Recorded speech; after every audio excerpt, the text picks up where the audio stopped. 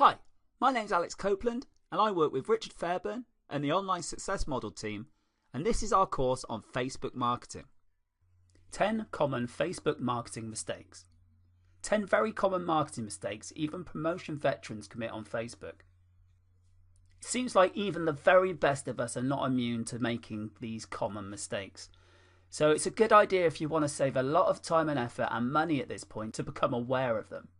This will decrease the likelihood that you'll probably commit the same errors. So let's go through these 10 common Facebook marketing mistakes now. Starting off paid campaigns with a bang. Try a free campaign first to build up your audience organically and get some intelligence on what your customer base and consumer base is like.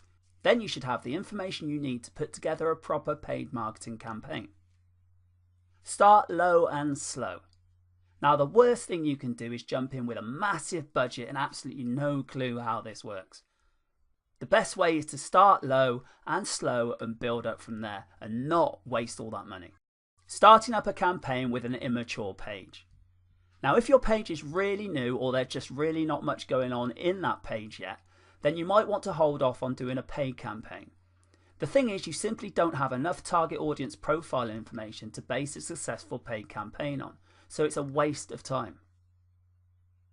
Using mass content posters with discovery tools. Now many marketers use some sort of one-size-fits-all mass promotion tool, and they go all over Facebook discovering all sorts of groups and pages, and then they use this tool to basically spam those areas. Now don't do this because you're not doing your brand any favours whatsoever. All you're really doing is spamming these groups and you're going to get a bad reputation for it. Not only that, but it's only a matter of time before you might even get banned. Promoting direct affiliate links or direct sales page links. Now there's an old saying that you can lead a horse to water but you can't make it drink. And the same thing's true here. You can get a lot of people on Facebook to click on a link, but don't expect them to all convert and make sales once they go to your affiliate sales page or straight to your sales page. But why not? Why won't people buy? After all, they did click on your ad. Well, the answer is that they haven't been properly qualified. In many cases, they will have just clicked that link out of curiosity or maybe even hit it by mistake. Whatever the case, it is not going to get you the sale.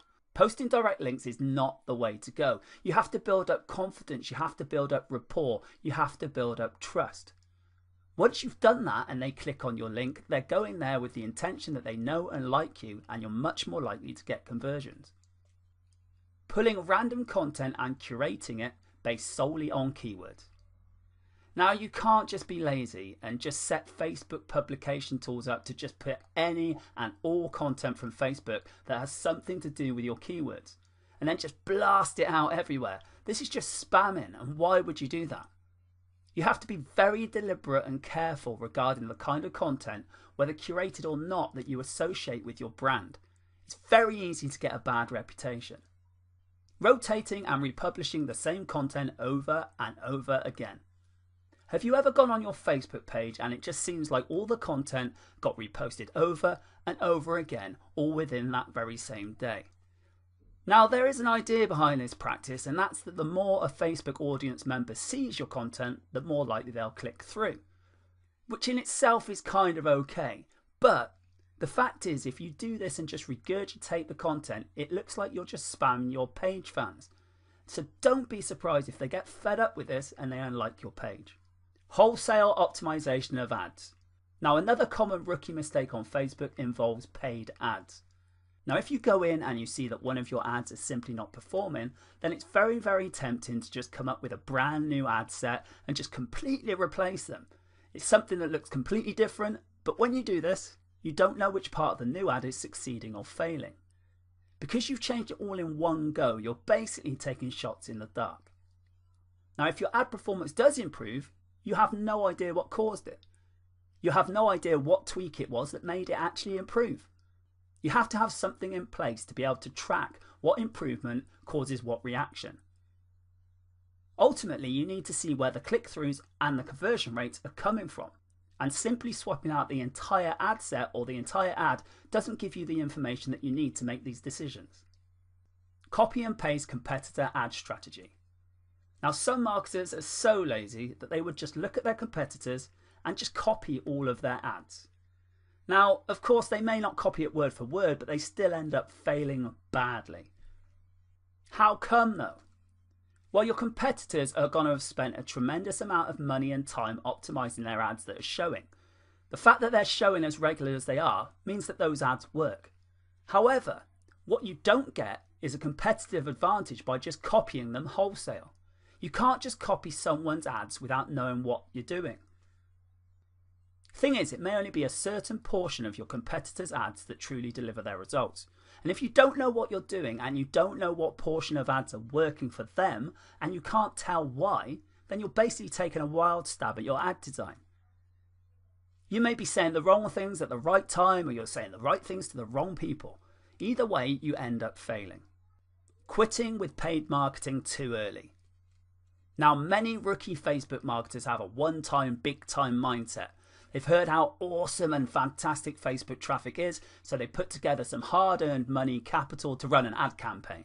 Now, if that ad campaign doesn't perform according to what they thought it would, then they could be too quick to pull the plug on using Facebook ads altogether from that point on. Just because things don't work out that first time, it doesn't mean that you have to pull the plug on the whole thing. You could stop certain campaigns, start new ones, tweak ones, use the same overall budget and make modifications to your existing campaigns. Failing like a huge train wreck. Now, have you ever seen a slow motion train wreck? Now, it's quite sad because it's all too predictable, but you can't turn your head and look the other way. You want to know what's coming next. You know at the back of your head exactly what's going to happen, but it's so slow, so massive that you just can't help but look. Well, your Facebook marketing campaign can happen in much the same way. You might know that your campaign is failing, but you can't quite put your finger on the cause, so you just go through the motions like a deer with its eyes stuck in the headlights, and you just watch it crash and burn before you. Why not choose to learn how to fail quickly? It's an absolute definite fact that you're not going to make 100% of your shots. So the best thing to do is learn to live with this fact and learn to fail quickly using a tiny budget.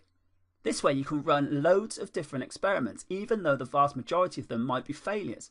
But that's okay, because you're only spending a fairly small amount of money figuring out the winning ones. Now, these are the 10 most common mistakes. And now that you know them, you can imagine yourself being in situations where these are likely to happen. But now you know how to get out of them. You can spot them well in advance. Because you know these mistakes might happen, you can have a backup plan in place, should you find yourself committing any.